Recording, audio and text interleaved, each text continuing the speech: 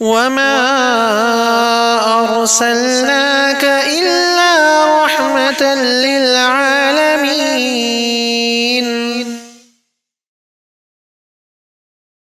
السلام علیکم ورحمۃ اللہ وبرکاتہ. الحمد للہ رب العالمین وأصلی وأسلم علی رسولہ الکریم وعلی آلہ وصحبہ اجمعین ومن تبعہم بإحسان الی یوم الدین. اما بعد.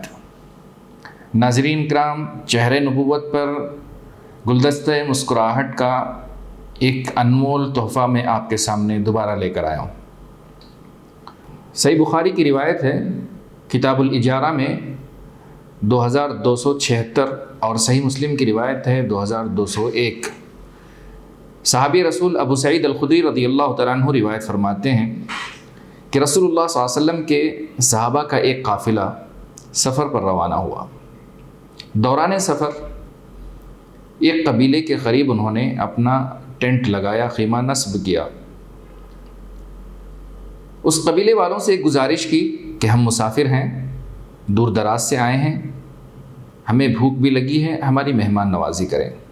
پر ان قبیلے والوں نے منع کر دیا. اسی دن اچانک ایسا ہوا کہ اس قبیلے کے سردار کو کسی موذی جانور نے، سانپ یا بچھو نے ڈس لیا اور اس کا زہر اس پر اثر کر گیا. قبیلے والوں نے اپنے سردار کے افاقے کی بڑی کوشش کی، پر افاقہ نہ ہوا.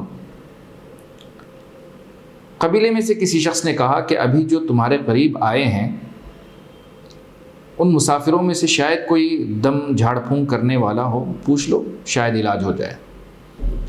قبیلے والے رسول صلی اللہ علیہ وسلم کے صحابہ کے پاس آئے اور انہوں نے پوچھا، کیا آپ میں سے کوئی جھاڑ پھونک کر سکتے ہیں؟ ہمارے سردار کو کسی جانور نے ڈس لیا ہے.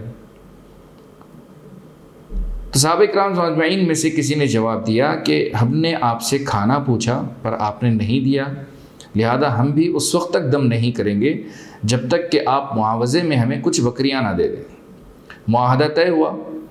رسول اللہ صلی اللہ علیہ وسلم کے ایک صحابی گئے اور انہوں نے، غالباً وہ ابو سعید خدری رضی اللہ تعالیٰ عنہ ہی تھے، اور انہوں نے سورہ فاتحہ پڑھ کر ان کے سردار پر بار بار دم کیا. اللہ نے ایسی شفا دی گویا کہ کچھ ہوا ہی نہ تھا. معاہدے کے مطابق قبیلے والوں نے بکریاں سونپ دیں. قافلے والوں نے کہا کہ بکریاں آپس میں ہم تقسیم کر لیتے ہیں، لیکن ابو سعید خدری رضی اللہ تعالیٰ عنہ نے فرمایا یہ اس وقت تک تقسیم نہ ہوگی جب تک کہ ہم رسول اللہ صلی اللہ علیہ وسلم کے پاس پہنچیں اور آپ صلی اللہ علیہ وسلم اس کا اقرار نہ کریں، اس کو صحیح نہ بتا دیں. الغرض مدینہ پہنچے اور رسول اللہ صلی اللہ علیہ وسلم کے سامنے سارا ماجرا سنایا تو آپ صلی اللہ علیہ وسلم مسکرانے لگے. آپ صلی اللہ علیہ وسلم نے پوچھا کہ تمہیں کس نے بتایا کہ سورۃ الفاتحہ سے دم کیا جاتا ہے؟ سورۃ الفاتحہ میں شفا ہے. پھر آپ صلی اللہ علیہ وسلم نے مسکراتے ہوئے فرمایا مجھے بھی ان بکریوں میں حصہ چاہیے. الغرض اس حدیث میں کئی فائدے ہیں. سب سے پہلا فائدہ، رقیہ شرعیہ جو کتاب اللہ اور سنت رسول اللہ صلی اللہ علیہ وسلم سے کیا جائے، قرآن کی آیتوں سے اور رسول صلی اللہ علیہ وسلم کی معصور دعاؤں سے کیا جائے، وہ جائز رقیہ ہے. شرط یہ ہے کہ رقیہ کرنے والا اور رقیہ کروانے والا یہ عقیدہ رکھیں کہ شفا صرف اللہ کے ہاتھ میں ہے اور اللہ نے ایک سبب بنایا ہے. یہ رقیہ اللہ نے ایک سبب بنایا ہے. اس حدیث سے دوسرا فائدہ یہ ملتا ہے کہ رسول اللہ صلی اللہ علیہ وسلم کے صحابہ کے پاس دیکھیں حلال و حرام کی تمیز کیسے تھی. جب تک حلال پر یقین نہ ہوتا اس وقت تک وہ اس کو کھاتے نہیں تھے. بنابراً جب بکریاں مل گئیں اس کو اس وقت تک ہاتھ نہ لگایا جب تک کہ رسول اللہ صلی اللہ علیہ وسلم نے اس کو ثابت کر دیا، کہا کہ تمہارے لیے جائز ہیں.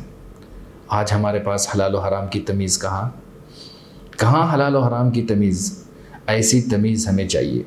تیسری بات یہ ہے کہ رسول اللہ صلی اللہ علیہ وسلم نے اپنے صحابی کے اجتہاد کہ انہوں نے سورہ فاتحہ پڑھ کر، سورۃ الفاتحہ پڑھ کر مریض پر دم کرنے کے اجتہاد کو دیکھ کر خوشی کا اظہار کیا، اور آپ صلی اللہ علیہ وسلم اس بات پر مسکرا دیے.